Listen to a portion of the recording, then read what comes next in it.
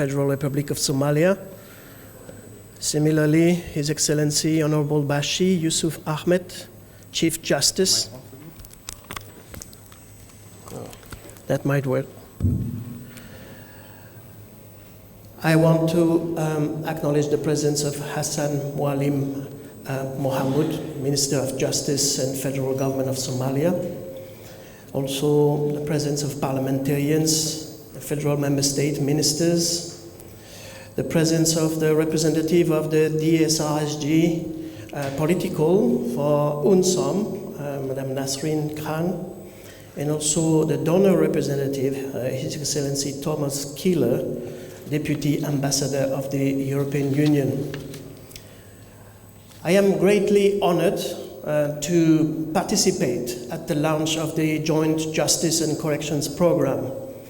as the UN's commitment is continuing to strengthen the justice sector in Somalia from an extensive history of support to the sector and to the ministries of justice, both at the federal government of Somalia level and federal member state in particular. UNSOM, UNDP and UNODC have been implementing in the government with the government of Somalia through the Joint Rule of Law, Justice and Corrections Program since 2015, with an impact both at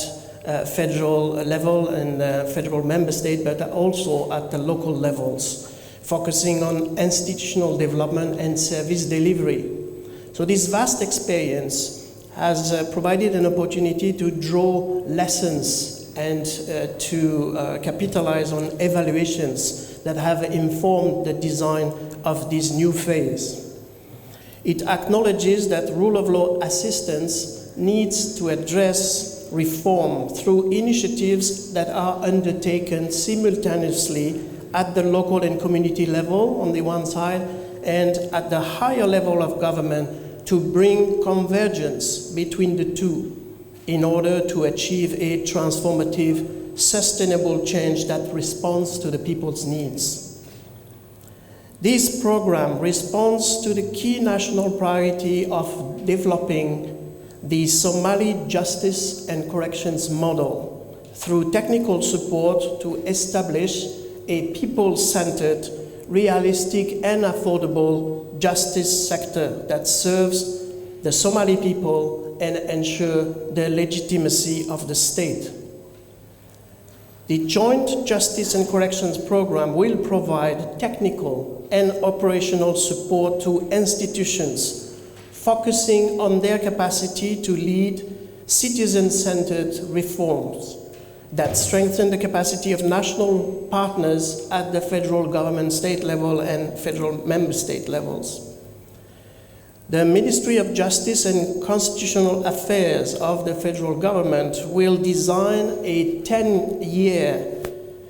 national justice sector reform strategy through an inclusive and participatory process, and will lead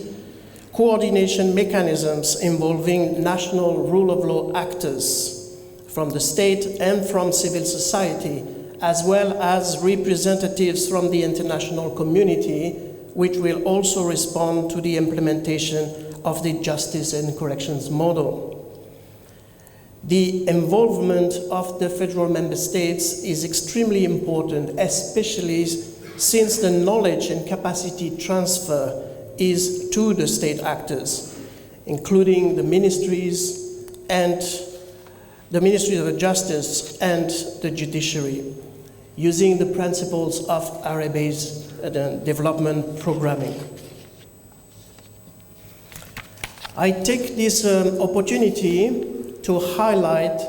the strong gender analysis and stakeholder and vulnerability assessments which were conducted during the design phase of the program, ensuring a robust gender mainstreaming. The program has also included gender-sensitive indicators and use of social change tools such as nonviolent communication, integrative justice, and generative dialogue to address complex social issues which can provide local justice solutions. I also would like to highlight the adaptive management approach that is based on shared analysis and which directs decisions and actions aimed at improving results of interventions.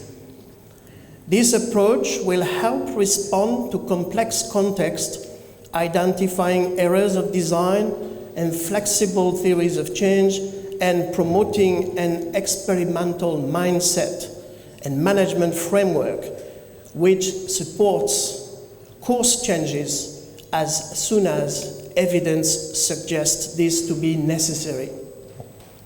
This will be done by adjusting program strategies within an evolving context, informed by continuous monitoring, analysis, and learning from what works and what does not